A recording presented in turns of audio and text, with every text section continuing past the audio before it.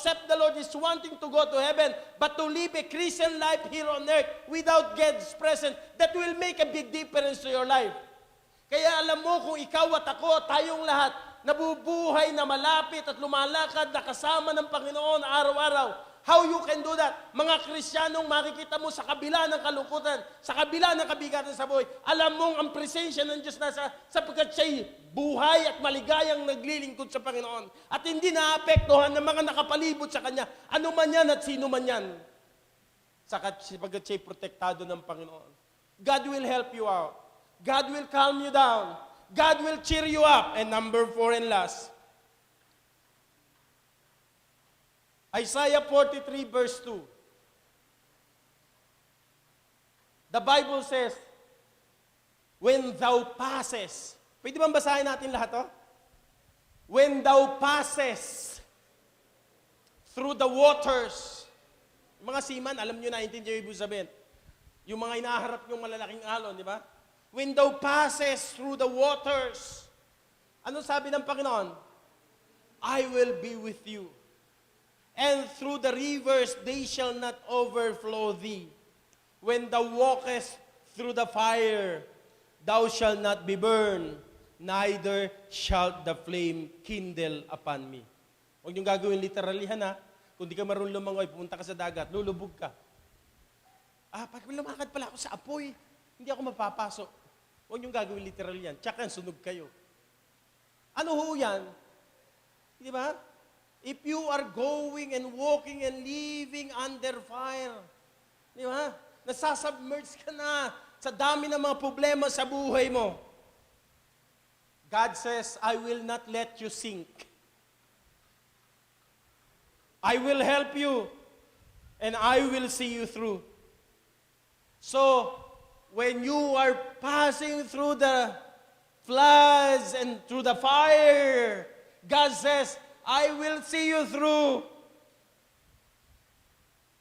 Nakikita ko ang kalagayan mo. I will help you. I know you have been crushed. I know you have been hurt. I know you have been in pain. I know what you feel. At nasabi ng Panginoon, I have a good news for you.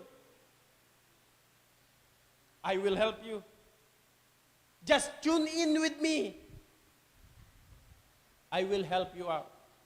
Kaya nga yung mga radio waves at mga tinatawag nating TV waves, wherever you are, mayroong mga waves yan. Ang kailangan mo lang ay tamang instrument to tune in. Are you with me? The same thing with God.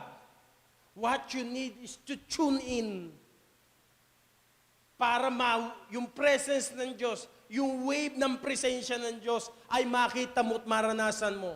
Anong sabi ng Psalm 116 verse 8 to 10? For thou hast delivered my soul from death, mine eyes from tears and my feet from falling. I will walk before the Lord in the land of the living.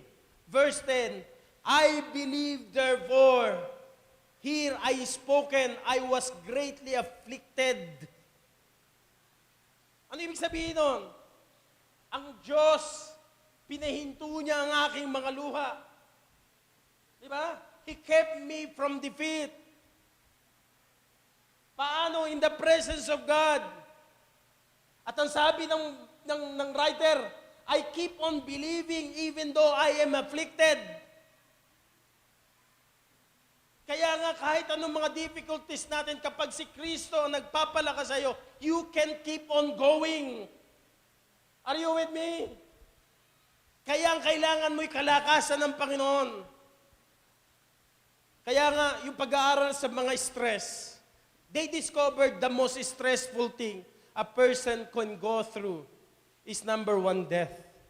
Tapos yung separation ng mag-asawa at pamilya. Di ba? Pero, God will help you. Kaya yung mga namamatayan,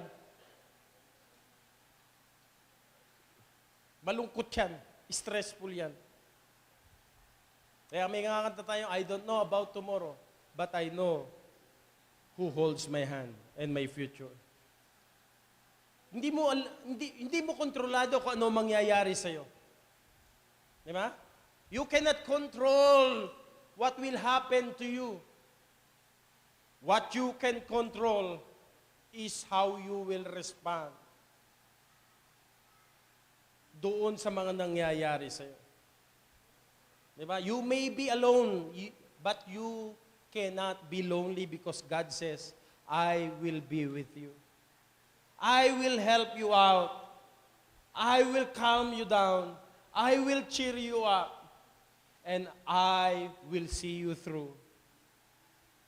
Kaya ang Diyos laging present sa buhay natin. Lagi siyang nandiyan sa inyo. Lagi niyo siyang kasama. Just tune in order for you to be helped out, to be calmed down, to be cheer. Di ba? Cheer upon at the same time so that God can see you through. Pastor, paano ako mag-tune in sa Panginoon moment by moment? On a daily basis. Number 1, you must desire it.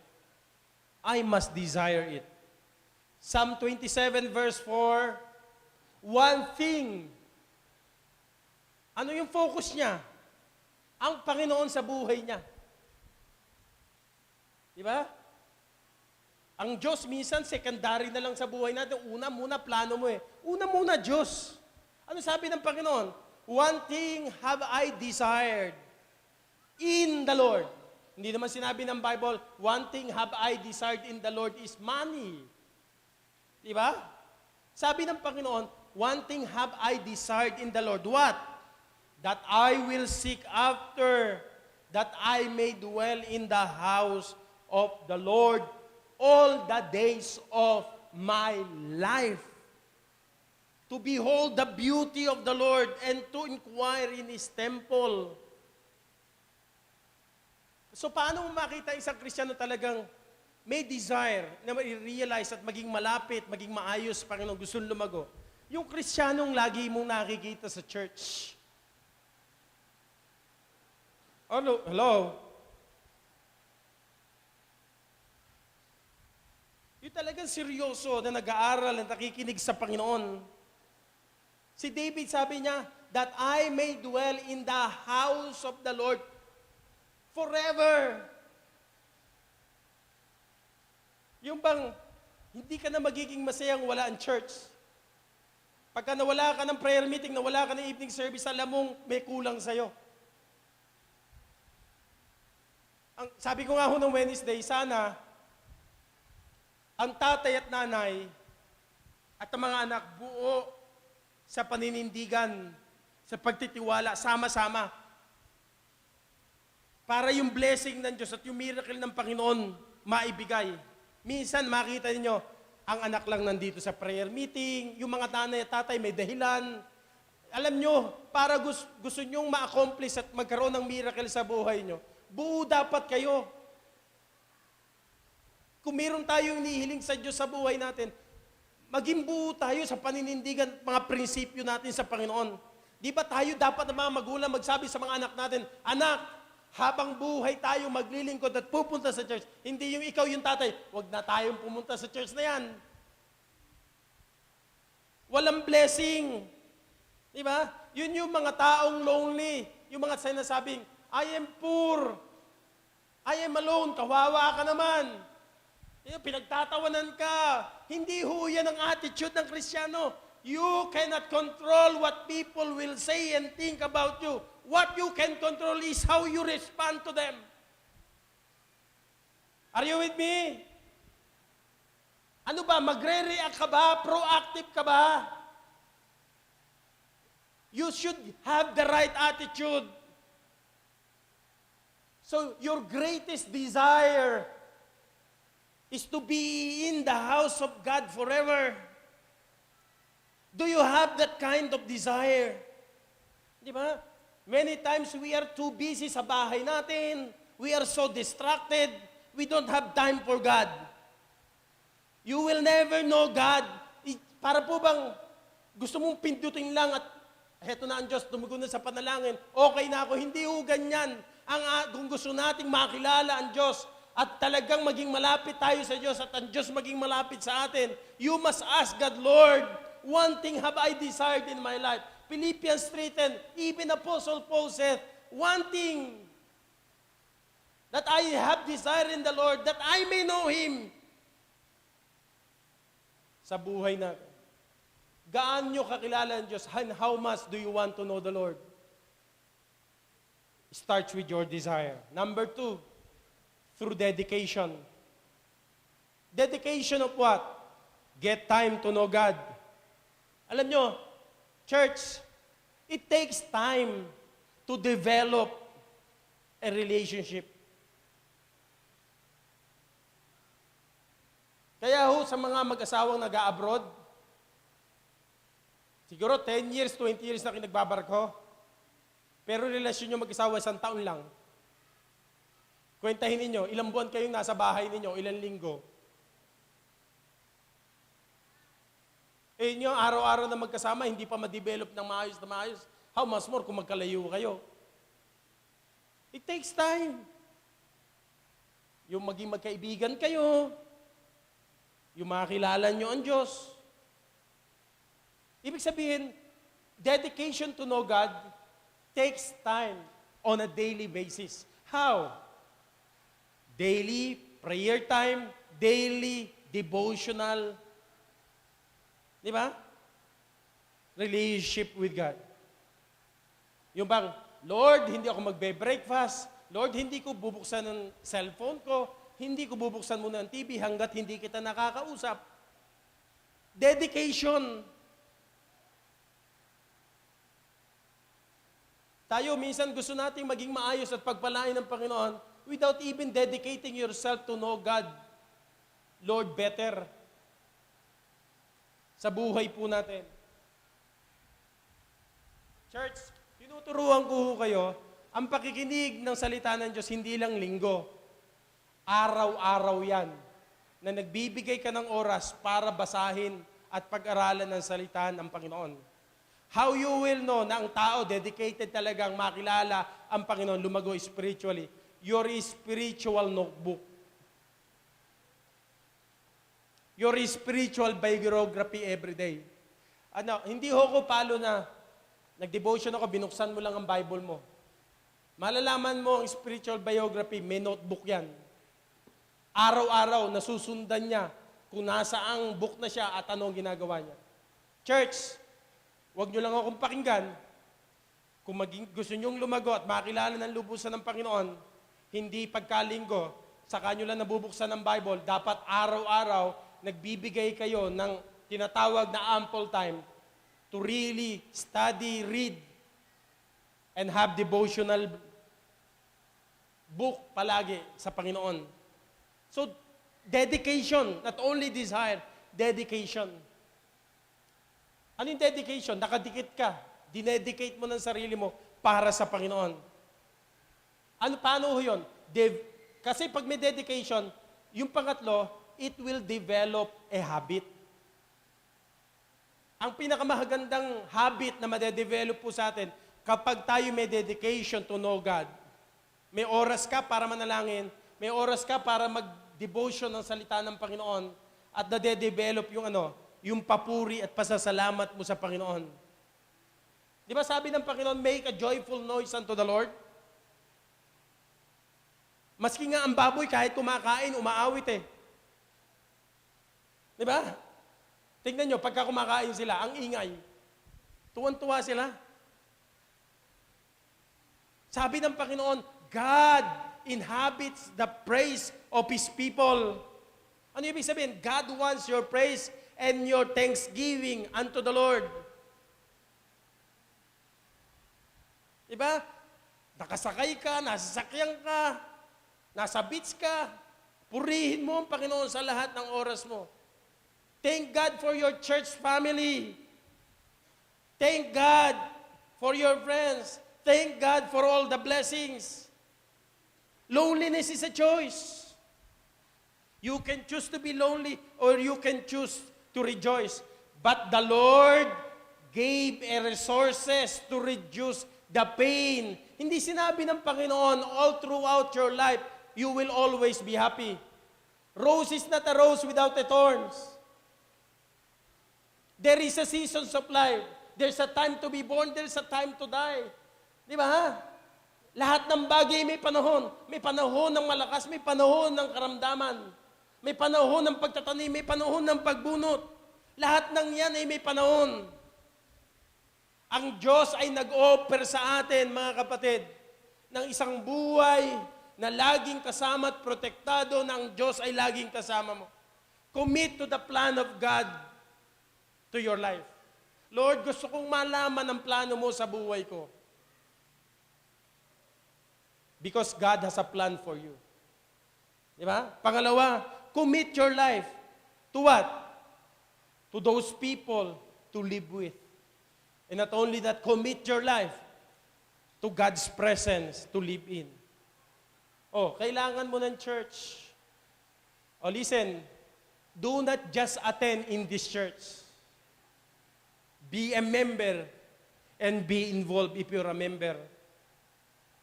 Why? Kung kayo aatin-atin lang, you cannot build relationship. Pwede ba kayo mag-asawa? Oh, sa linggo, dyan ako. Sa linggo, doon ako. You cannot build relationships. If you want to be close with God and to the church, get involved. Take initiative. Di ba? Para ma-break yung grip ng loneliness. Kaya kapag malungkot ho kayo, huwag kayong mag-iisa.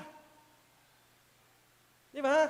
Huwag kayong magmumukmuk, huwag kayong umanap kayo ng mga taong makakatulong po sa inyo. Alam niyo po, nakakita ako, hanggang ngayon nakakita ko ng mga Kristiyanong pumupunta lang sa church para umupo. God never saved you not just to sit. God saved you to serve. Because serving and ministering, it builds relationship.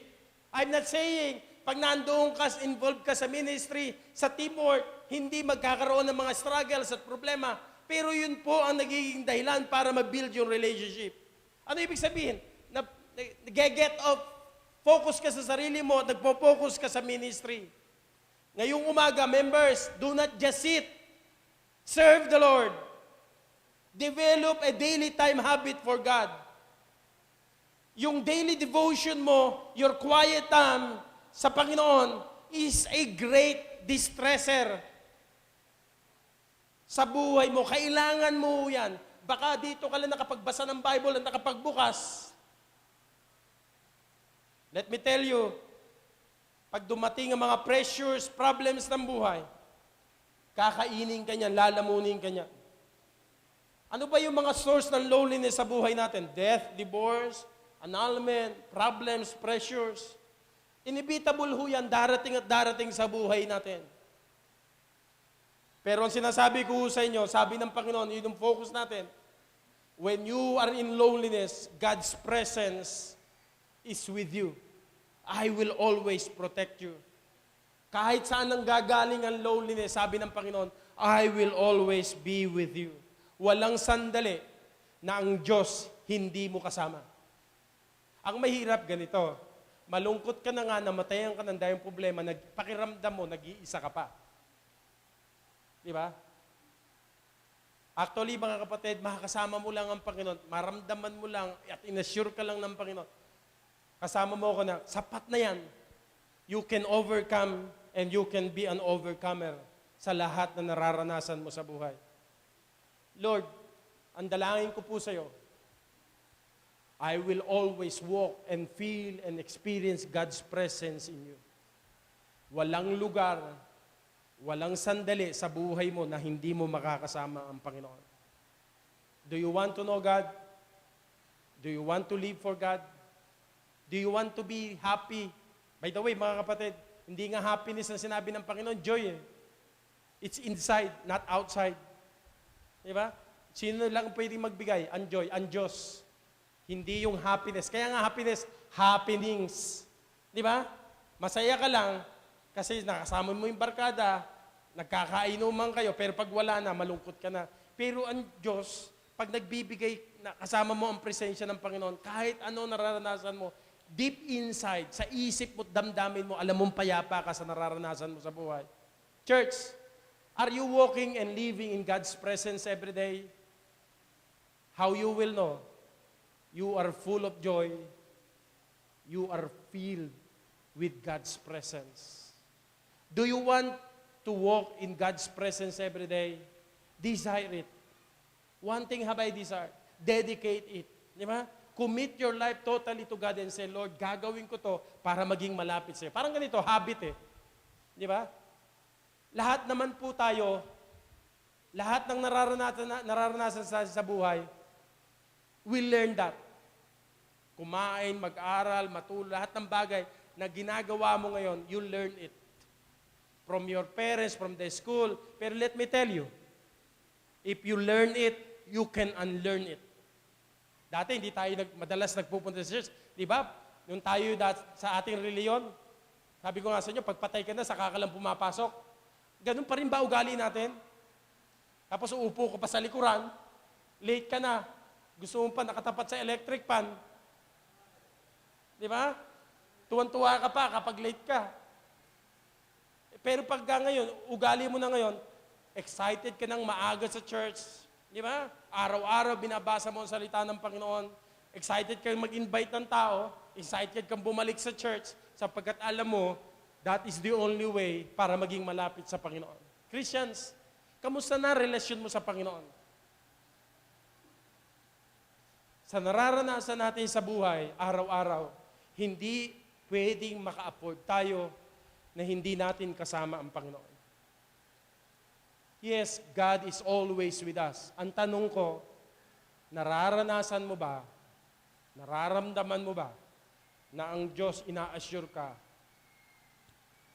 kakampi kita, hindi kita iiwanan, hindi kita pababayaan? O mayroong kulang sa buhay natin na dapat natin alamin? Sa mga bisita po natin, not just to know the Lord died for you, na minahal ka.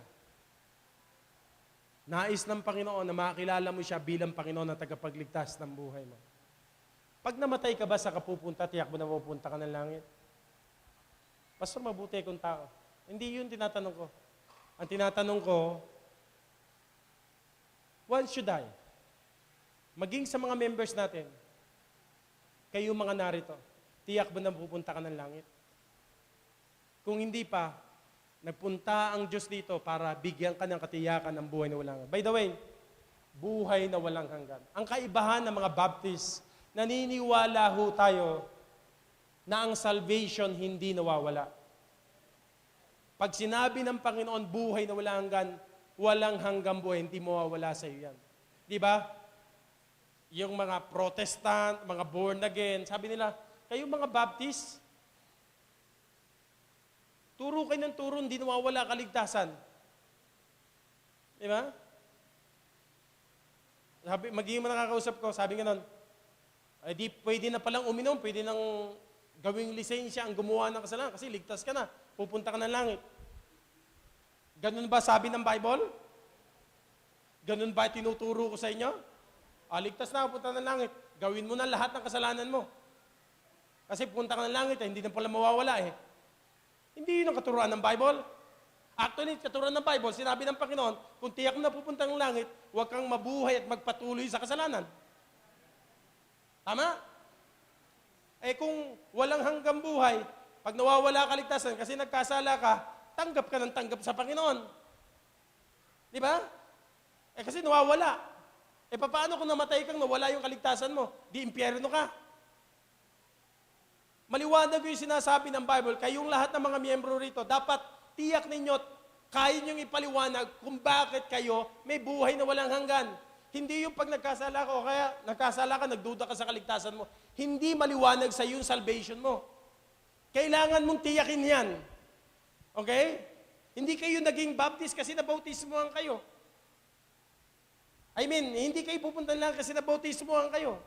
Hindi kayo naging Baptist kasi o pupunta ng langit kasi mabuting tao kayo. Kaya kayo narito. Kasi minsan isang araw, nalaman nyo na kayo yung makasalanan, kinausap ka ng Panginoon, nagsisi ka ng kasalanan mo, at nalaman mo ang sabi ng Bible, kinakailangan mong sampalatayanan ang Panginoon sa puso mo, kailangan mo siyang tanggapin. Kaya nag-pray ka. April 21, 1985, lumuhod ako, tinanggap ko si Kristo at nalaman ko sa Bible na may pangako sa akin ng Panginoon na buhay na walang ganito. Pag namatay ako, tiyak akong pupunta ng langit. Pastor, hindi ako niniwala rin. Bahala ka. Kung ayaw maniwala. Pero sabi ng Bible, pag sumampalataya ka sa Kanya, may buhay na walang hanggang ka. Members, baka kaya hindi ka ganun katapat sa church, hindi ka nagbabasa ng Bible, hindi ka nag-aakay ng kaluluwa, kasi yung pagtanggap mo sa Panginoon, hindi naman totoo. Hindi ka naman talaga tunay na ligtas. Kasi kung tunay ka na ligtas, magpapakita ka ng mga bunga mo bilang isang ligtas, bilang anak ng Panginoon. Mamahalin mo at maglilingkod ka sa Panginoon. Church, one thing na tinanggap mo ngayon si Kristo bilang Panginoon tagapagligtas. Pero one thing na araw-araw, nararanasan mo, nakikita mo ang paggawa at ang kapangyarihan ng Diyos sa buhay mo araw-araw. Ngayong umagang ito, alam niyo po, kasabi ko sa inyo, He will see you through. Pag dumaraan ka sa mga difficulties ng buhay, alam mong payapa ka sa buhay mo kasi kasama mo ang Panginoon. Isa lang ang pangahawakan mo, yung pangako at presensya ng Diyos sa buhay mo. Kaya nung nasa ospital ako, nag-bleed yung aking liver, nung inooperahan ng doktor, sabi ng doktor, okay lang ho kayo. Nag-buzzer na, tinawag ng lahat ng doktor, pero sabi ko, wag ho kayo mag-alala. Pastor ho ako, anak ho ako ng Panginoon. Alam ko ang pangako ng Panginoon. I survive because God says, I will see you through. Minsan di natin nakikita lahat ng nangyayari sa buhay natin. Pero sa kabila pa lang ng Diyos, ang Diyos sabi ng Panginoon, nakatingin lang sa'yo. Nakikita kita, I will help you. Ngayong umaga, magpakalapit tayo ng lubusan sa Panginoon. Mabuhay tayo ng kasama natin ng presensya ng Panginoon. Para tunay tayong mabuhay na may kagalakan sa Panginoon. Dalawa lang ho ang Kristiyano rito sa panahon natin ngayon. Tingnan niyo po, isang malapit sa Diyos at hindi. Lumalakad sa presensya ni Diyos at hindi. Tanong ko sa iyo, saan ka sa dalawa?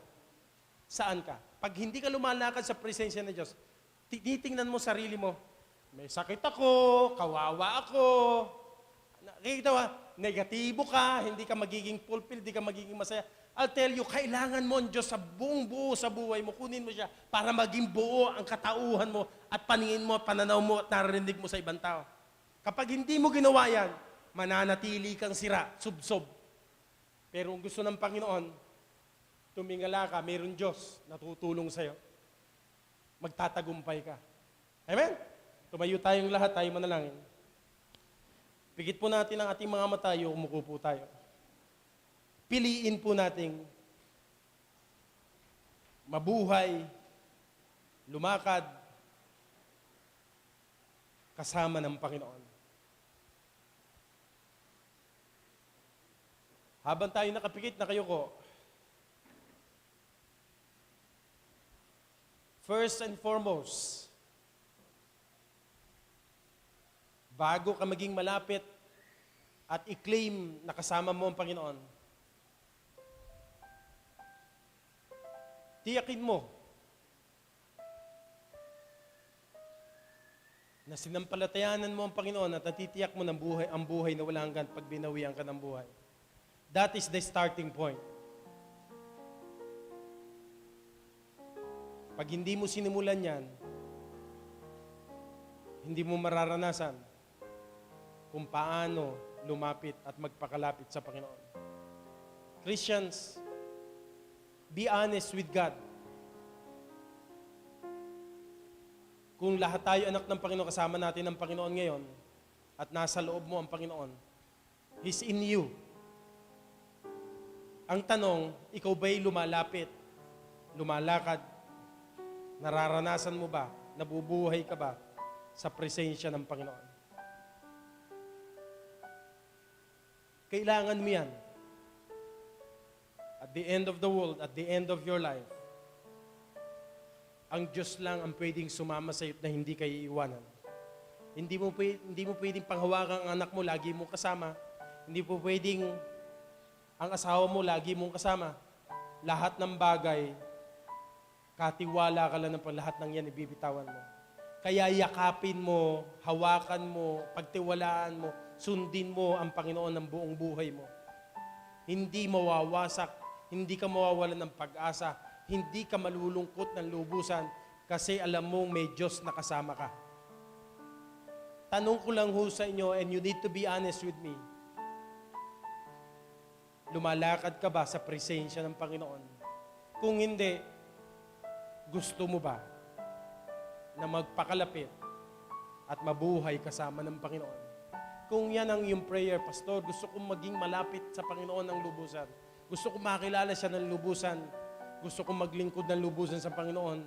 Gusto kong ipakita sa buhay ko, sa pamilya ko, sa anak ko. At lalo na sa Panginoon, sa church natin, gusto kong maging malapit sa Panginoon. Maging maayos sa Panginoon. Ngayong umagang ito, habang kayo nakapikit, yan ang desire ng puso nyo. Will you raise your hand? I want to pray for you. Amen, amen, amen, amen, amen. Thank you po, thank you po. Thank you for that hand. Pwede nyo na ibaba. Salamat for your desire. Ngayong umagang ito, as we come to the Lord, dedicate your life to know God better and to know God more. Sa mga members po natin, umating kayo sa church na to, what is your decision? Uuwi ba kayo na wala kayong ginawang desisyon o baliwala lang yung narinig nyo? Pero ngayong umagang ito, kinausap ka ng Panginoon. Yes, baptist ka, matagal ka naman ng palataya, pero anong buhay meron tayo? Get right with God. Get right with God. Kung ikaw ay maayos sa Diyos, walang magiging problema kahit sino at kahit kailan pa man. Kasi kasama mo ang Panginoon. Sa mga bisita po namin, habang kayo nakapikit na kayo ko, ang ino-offer po namin sa inyo, hindi religion, hindi pagiging baptist, ino-offer po namin sa inyo relationship niyo sa Panginoon. Nais po namin natanggapin niyo si Kristo bilang Panginoon tagapagligtas sa inyong buhay. Kasi hindi habang buhay-buhay ho kayo. Si Kristo'y namatay sa inyo para sa inyong mga kasalanan, binigay niya ang kanyang buhay para kayo bigyan ng buhay na wala hanggan. Sabi niya, Pastor, please pray for me. Nais ko makilala ang Panginoon.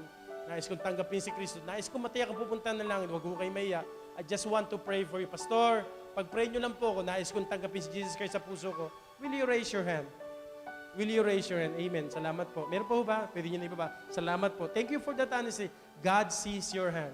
Salamat po. Salamat po. Meron pa ho ba? Members, please, para ma-enjoy nyo ang buhay nyo dito sa lupa, ma-enjoy nyo ang pananambahan, ma-enjoy nyo pamilya nyo, kailangan kayong lumakad kasama ng Panginoon sa Kanyang presensya. Araw-araw. Araw-araw. Ngayong umaga, pumunta kayo rito, anak ng Panginoon. Mga kapatid, pulutin nyo yung mga pieces ng buhay ninyo. Hayaan nyo ang Diyos magbuo niyan. Negatibo man yan, durog ang damdamin nyo, durog ang pag-asa nyo, punong-puno kayo ng pangamba ng negatibo, mga problema sa buhay, hayaan yung punuin ng Diyos ang pagkatao ninyo at sabihin nyo, Panginoon, ako'y anak ng Diyos, ikaw ay kasama ko, and I will not never be defeated. You will help me because you are with me, Lord. Ngayong umaga, yun ang prayer nyo, nagtaas kayo ng kamay. Members, please, lalo tayo maging malapit sa Diyos because whether you like it or not, darating yung point ng buhay nyo na lalapit at magpapakalapit. Ngayon pa man, habang malakas, habang may pagkakataon, be close with God and be right with God. If that is your prayer, habang tumutugtog ang ating organ, just come as you are. It's your decision. It's your decision. Magpakalapit ka at maging mapuno ng kagalakan, piliin mo maging malungkot, ibaliwalaad mo itong mensahe ito, it's up to you. Buhay mo yan, pamilya mo yan, future mo yan. Pero binibigyan tayo ng Diyos ng pagkakataon, i-take an advantage of the opportunity to be right and to be close in God's presence. It's up to you. Iiwanan ko ang decision sa inyo.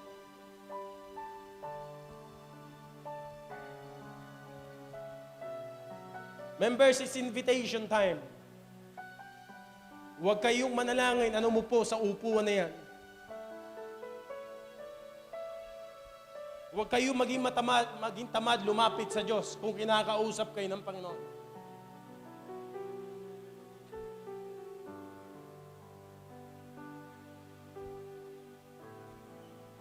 Tama ba relasyon natin? Malapit ba tayo sa Diyos? Ang tinatanong sa atin ng Panginoon, hindi tinatanong kung okay lang ba, hindi tinatanong ng Diyos kung anak ka ng Diyos. Ang tinatanong ngayon ng Diyos, ayos ba ang lahat? Pero kung alam mo may pagkukulang, alam mo may mali, take right and make it right before the Lord. Habang nabubuhay tayo, God is giving you a chance. Kailan ka maninindigan, kailan ka magiging seryoso, kailan mo sasabihin, Lord, pagod na po ako sa kasalanan, pagod na po ako sa bisyo, pagod na po ako sa sarili ko, I want to live for you.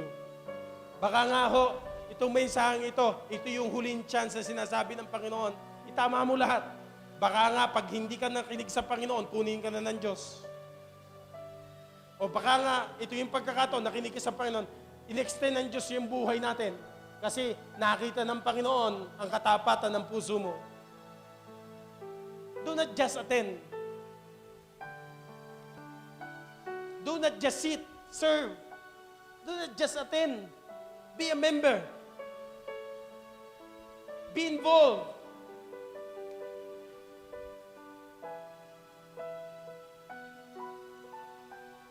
O aking Diyos na makapangyarihan sa lahat, aming Ama na nasa langit, salamat po sa binigay mo mga resources at pagkakataon na i-take advantage ito so that when loneliness comes, isang bagay lang ang nais mo sa amin, your presence is to be with us so that we can live in. Hindi po pwede kaming mabuhay sa mundong ito na punong-puno ng mga problema at pressures, stress, karamdaman, pagod at sarili namin. Lalamunin kami ng kawalan ng pag-asa. Manghihina kami, magiging negatibo kami, magiging reactive kami instead na kami po ay maging better people, maging masaya, mapuno ng kagalakan, ma-fulfill kami, Panginoon. Lord, habang kami nabubuhay at habang may naririnig kami at may lakas, binibigyan mo kami ng pagkakataon na itama ang lahat. Hindi kami perfect, pero salamat po sa pang-araw-araw namin buhay. Nakikita namin kung papaanong ikaw ay sumama. Maramdaman namin, maranasan namin kung papaano ka mag-provide, mag-protect, at magbigay ng iyong presensya po sa amin. Salamat po. Alam ng mga kapatid ko kung paano maging malapit sa Diyos kung minsan naging malapit sila sa Diyos. Hindi maiintindihan ng mga kapatid ko ang maging malapit sa Diyos kung hindi sila naging malapit sa Panginoon, sa iyo, Panginoon, kailan pa man. Pero salamat po sa ibinibigay mong pagkakataon sa amin upang, Panginoon, maging malapit po, Panginoon, sa iyo. Kaya sa oras na ito, Panginoon, salamat po sa hamon ng iyong mga salita. Isang katiyakan, isang kasiguruhan, isang kapayapaan sa amin na kami man ay lumalakad sa lilim ng kamatayan. Lumalakad man kami sa laki ng aming pangangailangan. Alam namin, Panginoon, ang Diyos namin, ang aming pastor. Ikaw, Panginoon, na magpuprovide ng aming pangangailangan. Ikaw, Panginoon, ang aming liwanag. Ikaw ang aming sun. Ikaw ang aming refuge. Ikaw ang aming strength. Kaya sa oras na ito, Panginoon, tulungan mo ang aking mga kapatid kung paano sila nag-iisip na maging negatibo, lumayo sa iyo, at hindi maging maayos at mabuhay sa kasalanan. Panginoon, maging decisive din naman sila at maging dedicated kung paano naman sila magiging malapit sa iyo. Maraming mga tao, Panginoon, iniisip pa paano malalayo. Alam niya nang mahina siya, sinasamahan pa'y mahina. At ang ginagawa niya pa'y kahina niya. Samantalang, Panginoon, ngayong oras na ito, bigyan mo naman kami ng puso at isip, Panginoon, na kahit anong mangyari, Panginoon, siisipin namin at gagawin naman po namin with all our hearts na maging dedicated kami paano magiging malapit, Panginoon, sa iyo. Hindi yung pumupunta kami sa church kasi ritual na lang. Ayaw namin po, Panginoon, kumakanta kami kasi just to sing. Ayaw namin tumayo sa pulpito just to preach. Kasi nandito, pamilya, gusto namin, Panginoon, gumagawa ka sa buhay namin at habang kami nagpupunta sa church, nakikinig na yung mga salita, lalo kami nagiging maayos, lalo kami nag-iisip ng tama. Pumunta kami rito basag-basag, hiwa-hiwalay, pira-piraso yung aming damdamin. Pero nung kami makinig sa iyong mga salita, binuo mo muli, Panginoon. At tanging ikaw lang ang pwedeng magbigay ng pag-asa sa amin. Kung hindi kami magdidesisyon at didesire, Panginoon, na gagawin namin ang lahat at magpo-focus kami sa iyo at magiging dedicated, committed, Panginoon, sa iyo, it will not do anything good to us. Kaya po, Panginoon, pag pumupunta kami sa church, gusto namin, Panginoon, makausap ka, kausapin mo po kami sa pamamagitan ng iyong mga salita, sa pamamagitan ng iyong Espiritu. Para po pag-uwi namin, Panginoon, yung kasalanan namin, pinagsisihan namin, at alam namin pinatawad mo po kami.